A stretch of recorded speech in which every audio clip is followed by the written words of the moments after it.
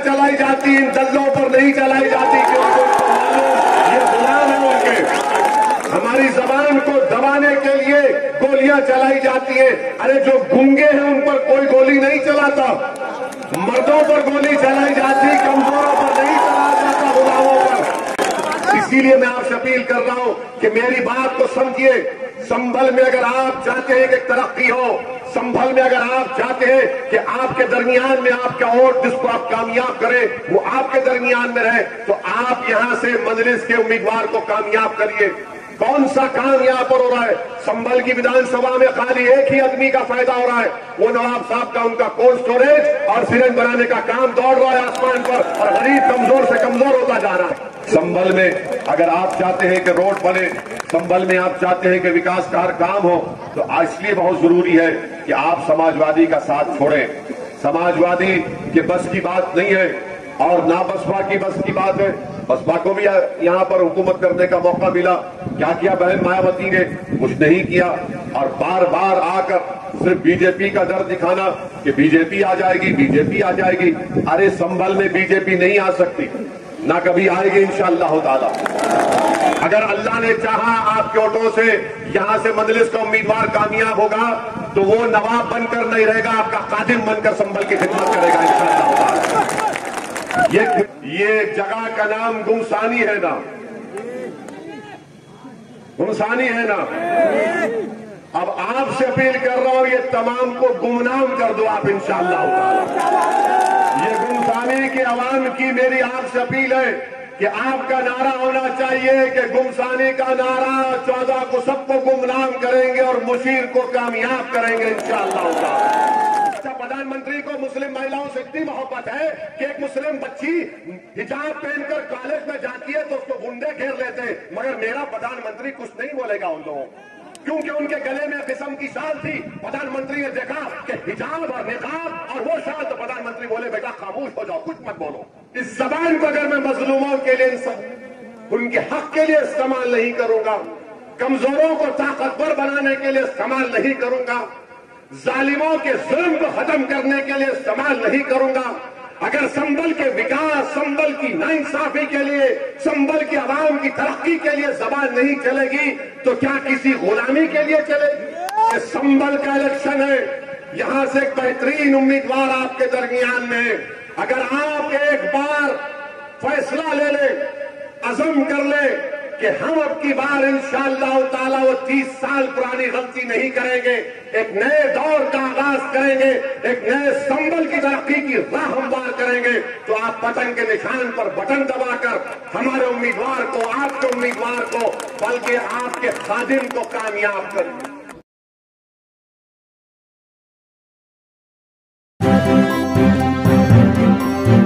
Media voice, आपकी आवाज।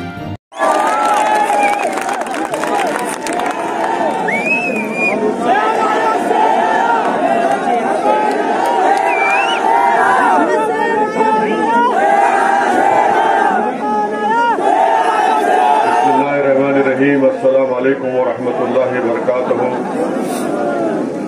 मोहतरम जनाब नदीम तरीन साहब, मेरे बड़े भाई, मजलिस इत्तेहादुल मुस्लिमीन के उम्मीदवार जनाब मुशीर खान तरीन साहब, जनाब शौकत अली साहब, सदर उत्तर प्रदेश मजलिस इत्तेहादुल मुस्लिमीन, जिला सदर असद अब्दुल्ला साहब, मोतमद जनरल सेक्रेटरी उत्तर प्रदेश जनाब शमीम अहमद तुर्क साहब, इमरान बॉबी साहब, जगमुल इस्लाम साहब, अमीर इस्लाम साहब, मेहताब आलम साहब, फरत अली साहब, जीशान आलम साहब, कौसर खान तरीन साहब, परवेज साहब, गुमसानी गांव के मोहम्मद फारूक प्रधान साहब, इख्तियार हुसैन साहब, मुजाहिद साहब प्रधान ततारपुर, शाकिर हुसैन साहब, फिरोज आलम साहब और नसीर अहमद साहब।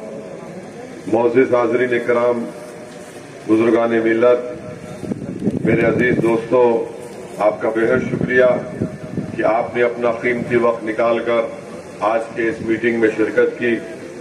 मैं आपसे सिर्फ यही गुजारिश करने आया हूं कि संभल की इस विधानसभा में आपने पिछले 30 साल से नवाब साहब को वोट देकर उनको कामयाब किया।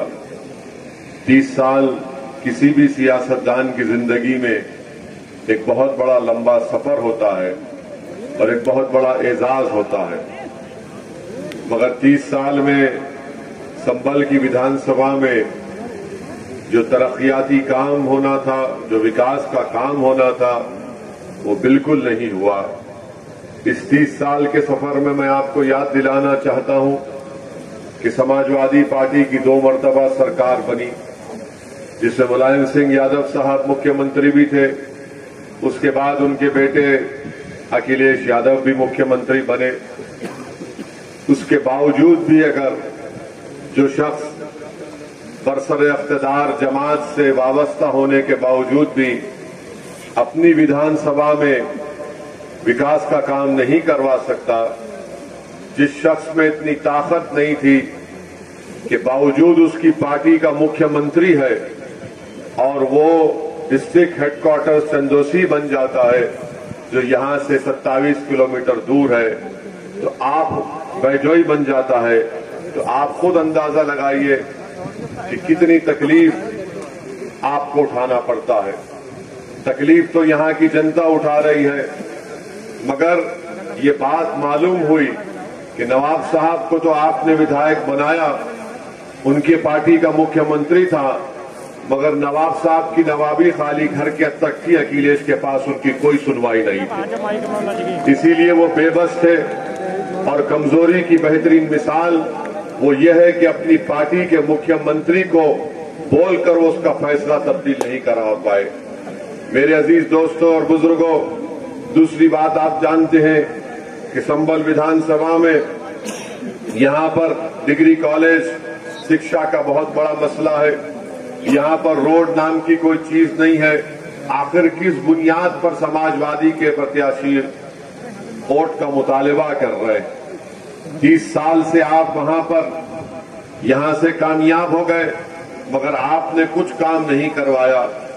आप सिर्फ इस बात पर इलेक्शन जीतते रहे कि कभी बीजेपी का डर दिखाया तो कभी डॉक्टर साहब से आपकी नफरत या फिर उनसे जो भी मामला था। आप कब तक इन चीजों को देखकर अपने वोट का इस्तेमाल करते रहेंगे? मैं आपसे गुजारिश करने आया हूं कि आप संभल में एक नई तारीख रकम करिए। संभल में विकास के लिए, संभल के बच्चों के तालीम के इंतजाम के लिए, संभल में यहां पर अस्पताल नहीं है और अस्पताल का एक वीडियो मैं देखा हूं, शायद दिसंबर 2020 का था, कि अस्पताल में एक लाश को कुत्ता लोच कर खा रहा था। आप बताइए कैसे होगा ये आपको इन हालात को तब्दील करना है, आपको इन हालात को अपने हाथ में लेना है और उसी वक्त होगा जब आप यहां से मजलिस इत्तेहादुल मुस्लिमीन के उम्मीदवार के हक में अपना वोट देकर उनको कामयाब करेंगे।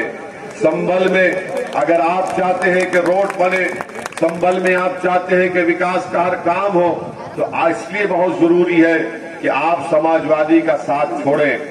समाजवादी के बस की बात नहीं है और ना बसपा की बस की बात है। बसपा को भी यहां पर हुकूमत करने का मौका मिला, क्या किया बहन मायावती ने? कुछ नहीं किया और बार बार आकर सिर्फ बीजेपी का डर दिखाना कि बीजेपी आ जाएगी, बीजेपी आ जाएगी। अरे संभल में बीजेपी नहीं आ सकती, ना कभी आएगी इंशाअल्लाह ताला। उत्तर प्रदेश में भी अगर बीजेपी आई है तो क्या उसका जिम्मेदार ओवैसी है या अखिलेश की नाहेली है? अगर उत्तर प्रदेश में बीजेपी की सरकार है तो ये समाजवादियों की नाकामी है, उनकी बुज़दिली की वजह से, उनके मुखन्निस होने की वजह से यहां पर बीजेपी सरकार कर रही है। आप बताइए, संभल में 2 बच्चों को CAA के प्रोटेस्ट में गोली मारकर उनको शहीद कर दिया गया कि नवाब साहब उनके घर के करीब नजर आए। आज तक उन बच्चों को गोली मारी गई है, FIR तक इशू नहीं हुआ अभी तक। किसको वोट दे रहे हैं यहां, किसका साथ दे रहे हैं? मैं एक मिसाल दिखाता हूं आपको। मैं यहां आ रहा था, हम लोग बरेली से गाड़ी में यहां पर आ रहे थे, तो मेरे पास हैदराबाद से 2 लोग फोन कर रहे थे कि हमारी ठेले की बंडी को फुला मुकाम से ट्रैफिक के पुलिस वाले ने हटा दिया। मैंने कहा तुमने क्या किया? तो उसने कहा कि बंडी को मैंने नहीं हटाया। मैंने कहा तुमने क्यों नहीं हटाया? इसने कहा कि तुम मेरे एमपी हो, मैं यहीं ठहरा हूं, उससे तुम बात करो उस इंस्पेक्टर से। इसको बोलते हैं ताकत। एक मामूली गरीब ठेला बंडी वाला हैदराबाद में मुझे फोन करता है, कहता है कि बात करिए इंस्पेक्टर से, जरा बताइए उनको कि हम गरीब हैं, यहां पर कारोबार करना है। कौन सुनेगा फिर गरीबों की बात को? ये मिजाज मजलिस पैदा करती है। अगर अल्लाह ने चाहा आपके वोटों से यहां से मजलिस का उम्मीदवार कामयाब होगा तो वो नवाब बनकर नहीं रहेगा, आपका खादिम बनकर संभल की खिदमत करेगा इंशाअल्लाह। ये मिजाज आपको पैदा करना है। ये मिजाज, ये एतमाद जब आप में पैदा हो जाएगा कि मेरा विधायक, मेरा सांसद, मेरा खादिम है। एक ठेला बंडी वाला फोन करके कह सकता है कि असदुद्दीन अवैसी तुम बात करो और मुझे यहां से नहीं हटाया जाए। रात के अंधेरे में हमको फोन करते कि पुलिस हमारे बेटे को उठा लिए, बात करिए, हम बात करते हैं। कोविड के दौरान में मैं अच्छी तरह जानता हूं कि कोविड की पहली वेव में 1900 लोगों को मैंने खुद अस्पताल में बेड दिलाया था हैदराबाद में। दूसरी कोविड की वेव आई तो हमने 750 के करीब या 800 के करीब ऑक्सीजन सिलेंडर को मुफ्त आवाम में दिया। एक नहीं 10-10 मरतबा रिफिल कराई। ऑक्सीजन कॉन्सेंट्रेटर्स मैं बर्तानिया से मंगाया उसको। और जब मुझसे इम्तियाज जलील औरंगाबाद के एमपी ने कहा कि मुझे ऑक्सीजन सिलेंडर और ऑक्सीजन कॉन्सेंट्रेटर की जरूरत है, मैं औरंगाबाद को भिजाया। अख्तरुल ईमान ने कहा कि बिहार को भिजाई, हमने बिहार को भिजाया। 30 साल से जिस शख्स को आप जिता रहे, क्या काम कर? हाँ, उनकी इनफरादी शोहरत में, उनकी इनफरादी दौलत में, उनकी इनफरादी ताकत में इजाफा होगा, मगर बताइए संभल की जनता का क्या फायदा हुआ? संभल की जनता का कुछ फायदा नहीं हुआ। और सिर्फ वोट लेते हैं अपनी शख्सियत के लिए। मैं यहां पर आया हूं तो अपनी शख्सियत के लिए नहीं आया हूं। मैं अगर आया हूं तो आपके हक दिलाने के लिए आया हूं। मेरी शख्सियत, मेरा मुकाम, मेरी इज्जत कोई माने नहीं रखती गरीब आवाम के सामने। मैं मिटने के लिए, अपने आप को खत्म करने के लिए आया हूं। इसीलिए तो हम पर गाड़ी पर गोलियां चलाई जाती है ना, हम पर गोलियां चलाई जाती, इन दल्लों पर नहीं चलाई जाती क्योंकि ये गुलाम है उनके। हमारी जबान को दबाने के लिए गोलियां चलाई जाती है। अरे जो गूंगे हैं उन पर कोई गोली नहीं चलाता, मर्दों पर गोली चलाई जाती, कमजोरों पर नहीं चलाया जाता, गुलामों पर। इसीलिए मैं आपसे अपील कर रहा हूं कि मेरी बात को समझिए। संभल में अगर आप चाहते हैं कि तरक्की हो, संभल में अगर आप चाहते हैं कि आपके दरमियान में आपका वोट जिसको आप कामयाब करें वो आपके दरमियान में रहे, तो आप यहां से मजलिस के उम्मीदवार को कामयाब करिए। कौन सा काम यहां पर हो रहा है? संभल की विधानसभा में खाली एक ही आदमी का फायदा हो रहा है, वो नवाब साहब का, उनका कोल्ड स्टोरेज और सिरेंज बनाने का काम दौड़ रहा है आसमान पर, और गरीब कमजोर से कमजोर होता जा रहा है। मैं आप तमाम से ही गुजारिश करने आया हूं और आपको बता रहा हूं, समाजवादी पार्टी का असेंबली में क्या नवाब साहब उठाए इन बच्चों की जो मौत हुई, बिलाल पाशा की मौत हुई, फायरिंग में क्या नवाब साहब उठाए असेंबली में? क्या इनके पास ताकत थी कि योगी की आंखों में आंखें डालकर कहा जाए कि मेरे विधानसभा के बच्चों को गोली मारकर कत्ल कर दिया गया, उनके घर से उनकी औलाद को महरूम कर दिया गया? नहीं बोलेंगे क्योंकि मामला है। योगी को बोलेंगे तो बुलडोजर भी जा देगा उनके पास, तो वो बोले कि खैरियत यही है कि मेरा बच्चा नहीं मरा, उसका मरा, मुझे क्या करना, मेरा बच्चा अच्छा है, मुझे काफी। जब तक ये मिजाज रहेगा कुछ काम नहीं होगा। मुझे भी अल्लाह ने औलाद दी है कि मगर मेरा मामला ये कि जो लोग मुझे वोट डालते उनकी औलाद का तहफ्फुज हो, उनकी बेटियों का तहफ्फुज हो, तभी तो कामयाब विधायक और सांसद बनता है। आज हर चीज ये लगती है कि नहीं बस मेरा फायदा। और माशाल्लाह से ऐसे लोग हैं कि अल्लाह ने इतना दिया मगर इनका गारत का गला भरता ही नहीं है, डाले जा रहे, भरता ही नहीं है इनका गारत का गला। मेरे अजीज दोस्तों और बुजुर्गों, मैं अपना एक कोर्ट मजलिस के उम्मीदवार के हक में इस्तेमाल करें। ये जगह का नाम गुमसानी है ना, गुमसानी है ना। अब आपसे अपील कर रहा हूं, ये तमाम को गुमनाम कर दो आप इंशाअल्लाह ताला।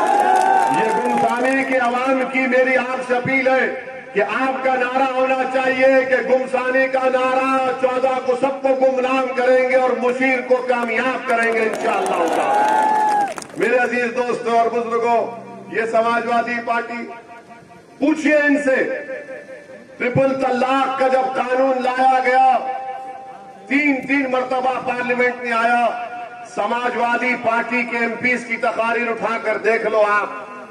ट्रिपल तलाक का कानून है और अखिलेश बात कर रहे, मैंने रोड बना यूपी में,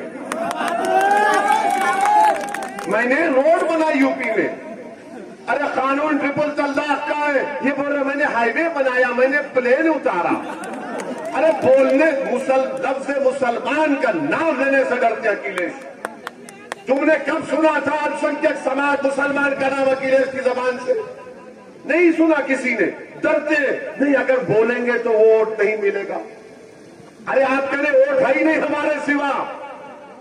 आपने हमको कैदी बनाकर रख दिया, आपने हमको बीजेपी का डर दिखाकर हमको कैदी बनाकर रख दिया। मगर सुनो अखिलेश यादव, अब वो मामला नहीं रहेगा। अब वो पूरी बातें खत्म हो जाएंगी। ना सिर्फ संबल बल्कि इंशाअल्लाह उत्तर प्रदेश में मजलिस इत्तेहादुल मुस्लिमीन एक नई तारीख लिखेगी इंशाअल्लाह ताला। ये गुलामी और कैदी की सब बातें खत्म, अब हिस्सेदारी की लड़ाई होगी। हिस्सा लेना पड़ेगा आपको और बगैर हिस्सा लिए हम खामोश नहीं बैठेंगे। आपको मैं बताना चाहूंगा, जिंदा, आप भी जिंदा, मैं भी जिंदा, हम जिंदा ही रहेंगे इंशाअल्लाह। फिक्र मत करो, जब तक हम जिंदा है दुनिया जिंदा, हम नहीं तो दुनिया भी नहीं, वो मुतमईन रहो आप। मेरे अजीज दोस्तों और बुजुर्गों, पार्लियामेंट में यूएपीए का कानून आया। वो कानून ये कहता है कि दिल्ली में बैठा हुआ एनआईए का इंस्पेक्टर आपके गांव के किसी भी बच्चे को टेररिस्ट घोषित कर सकता है। क्या अखिलेश यादव तुम तारीख नहीं की उस कानून की? क्या कांग्रेस ने तारीख नहीं की अमित शाह के अमेंडमेंट बिल की? हम पर उंगलियां उठाते पार्लियामेंट में खड़े होकर मैंने पूरे संविधान को सामने रखकर दलाल दिया, कहा कि कानून गलत है, यह कानून गलत है, इस कानून का इस्तेमाल मुसलमान, दलित, आदिवासियों पर होगा। आज भारत की जेलों में उसी कानून के तहत बच्चों की जिंदगी को बर्बाद करके रख दिया गया। अखिलेश यादव ने तारीफ की, बताओ नवाब तुम्हारी जबान खुली? क्या तुम बोले कानून गलत है भैया मत तारीफ करो?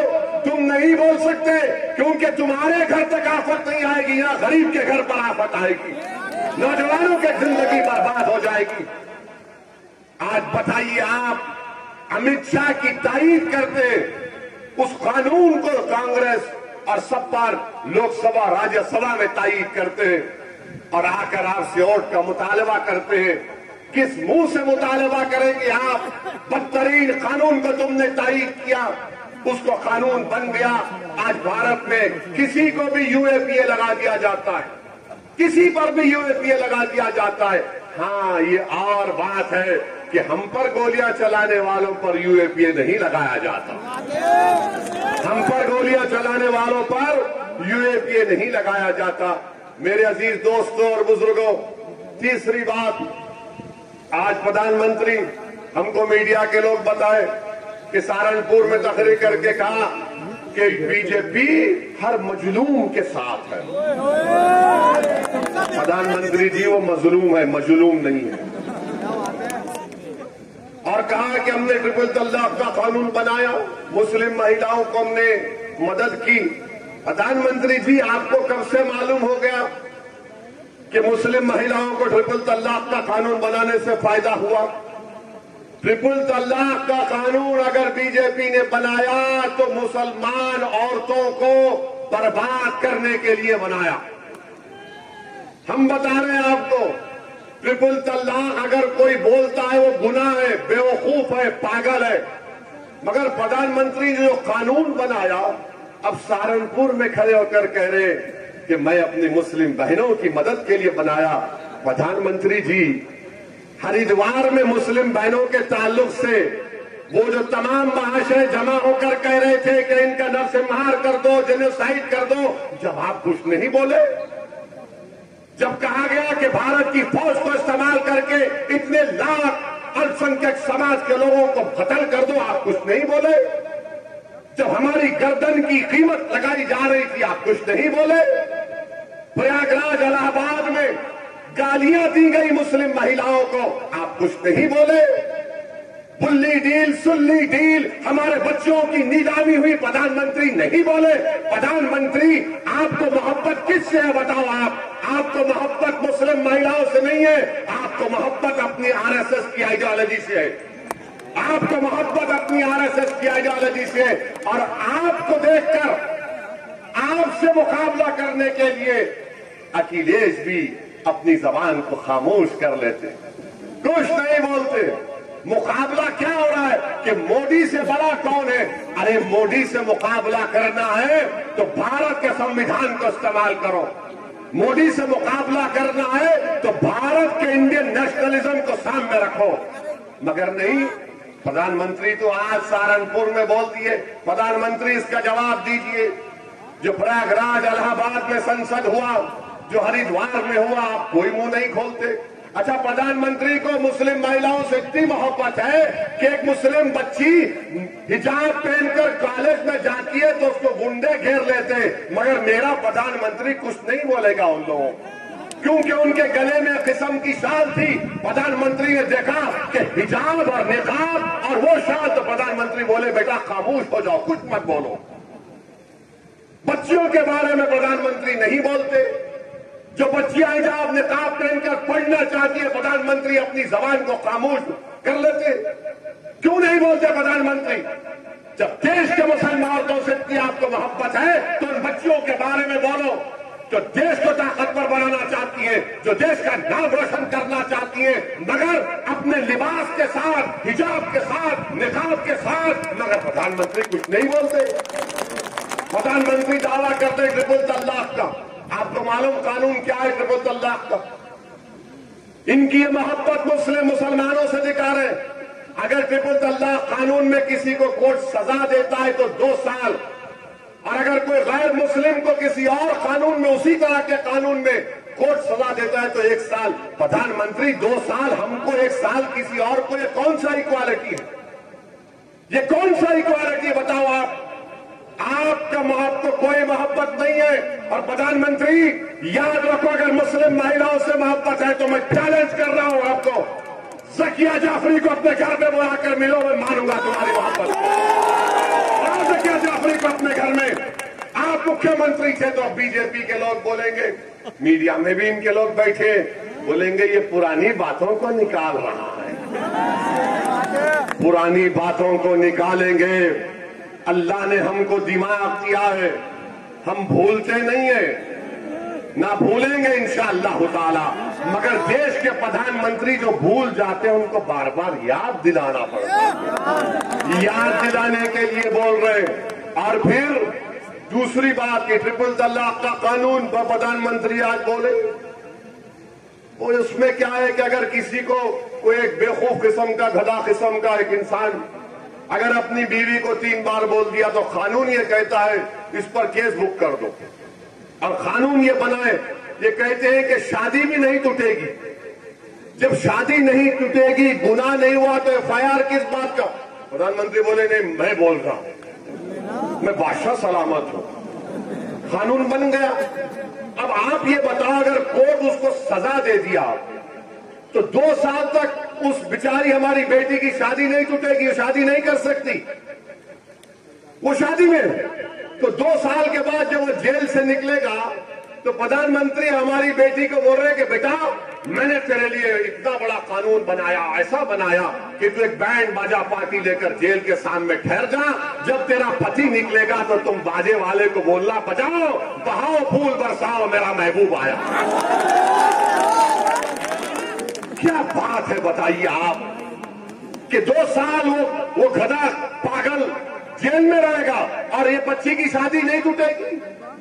ये कौन सा? अच्छा, कोर्ट में उस बच्ची को बताना पड़ेगा प्रधानमंत्री कि हाँ इसने कहा था। प्रधानमंत्री कौन ठहरेगा उस गरीब औरत के साथ? हमने क्या कहा था? हमने कहा था कि मुसलमान इस्लाम में शादी एक कॉन्ट्रैक्ट है, कॉन्ट्रैक्ट में मेहर के पैसे लिख दो आप, और उसमें कहो कि अगर कोई ट्रिपल तलाक कहता है तो मेहर के पैसे 25-100 गुना इजाफा कर दो, 100 गुना इजाफा करो, मिल जाते। कॉन्ट्रैक्ट का वायलेशन होता, मगर प्रधानमंत्री समझते नहीं। प्रधानमंत्री बादशाह सलामत बने हुए, बादशाह सलामत बोले हो गया। प्रधानमंत्री आपकी गलत पॉलिसियों से हर समाज, पूरा देश परेशान है, कोई खुश नहीं है आपसे। उत्तर प्रदेश में तो इंशाल्लाह बाबा जाएंगे, मुझे यकीन है, मगर बाबा जाएंगे तो अगर आप समझ रहे कि समाजवादी बसपा इनको हरा पाएगी, नहीं हरा पाएगी।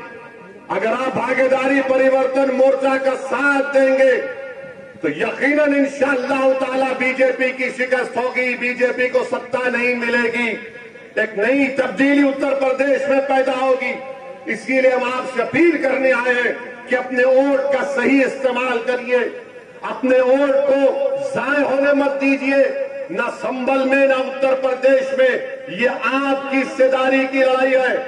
तो 5 साल के बाद जो 15 और 16 साल की लड़कियां और लड़के हैं, वो आपसे पूछेंगे हम 20 साल के हो गए, बताओ ये नाइंसाफी क्या है, तो क्या जवाब देंगे?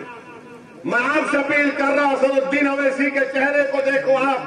अगर मेरे चेहरे में आपको अपना बेटा नजर आता है, अपना चाचा नजर आता है, तो खुदा के लिए उस पर गौर करो। मैं डरने वाला नहीं हूं, मुझे मालूम कि मेरी जिंदगी को खतरा है, मगर मेरा अटूट ईमान है कि खतरे लाख होंगे, जब तक रब्बे करीम नहीं चाहेगा मेरी जिंदगी का शमा गुल नहीं होगा इंशाअल्लाह ताला। मैं मौत को अपने 6 फीट के करीब से देख चुका हूं मेरे दोस्तों, मैं मौत को अपने 6.5 फीट के करीब से देखा हूं। जो हथियार उठाकर हम पर गोलियां चला रहे थे, मुझे यकीन है इस बात का कि आपकी दुआओं ने मुझे बचाया, मगर खुदा की कसम मौत के डर से मैं अपनी जबान को बंद नहीं कर सकता, ना करूंगा इंशाअल्लाह ताला। अरे अगर खुदा ने कुछ सलाहियत दी तो जबान की दी है। इस जबान को अगर मैं मजलूमों के लिए, उनके हक के लिए इस्तेमाल नहीं करूंगा, कमजोरों को ताकतवर बनाने के लिए इस्तेमाल नहीं करूंगा, जालिमों के जुल्म को खत्म करने के लिए इस्तेमाल नहीं करूंगा, अगर संभल के विकास, संभल की नाइंसाफी के लिए, संभल की आवाम की तरक्की के लिए जबान नहीं चलेगी, तो क्या किसी गुलामी के लिए चलेगी? मेरे अजीज दोस्तों और बुजुर्गों, अब समाजवादी पार्टी के लोग बहुत नारे लगाते हैं, ये भैया तुझ पे जवानी कुर्बान। अबे कितनी जवानी कुर्बान करेगा? कितनी जवानी? 30 साल से सब जवानी बर्बाद, मगर संभल का कुछ नहीं हुआ। इसीलिए अपनी जवानी को बचाओ। मैं बुजुर्गों से अपील कर रहा हूं, ये संभल का इलेक्शन है, यहां से एक बेहतरीन उम्मीदवार आपके दरमियान में है। अगर आप एक बार फैसला ले ले, अज़म कर ले कि हम अब की बार इंशाअल्लाह ताला वो 30 साल पुरानी गलती नहीं करेंगे, एक नए दौर का आगाज करेंगे, एक नए संभल की तरक्की की राह हमवार करेंगे, तो आप पतंग के निशान पर बटन दबाकर हमारे उम्मीदवार को, आपके उम्मीदवार को, बल्कि आपके खादिम को कामयाब करेंगे। आपको विधायक की जरूरत नहीं है, आपको खादिम की जरूरत है, जो आपकी आवाज पर दौड़ता हुआ है, जो आपकी तकलीफ को अपने सीने में महसूस करे, ऐसे शख्स को आप कामयाब करिए। और मुझे यकीन है कि इंशाअल्लाह ताला आपकी बार संभल की आवाम एक बेहतरीन फैसला लेते हुए यहां से मजलिस के हक में पतंग के निशान पर बटन दबाकर अपने इत्तेहाद की एक बेमिसाल तारीख बनाएगी।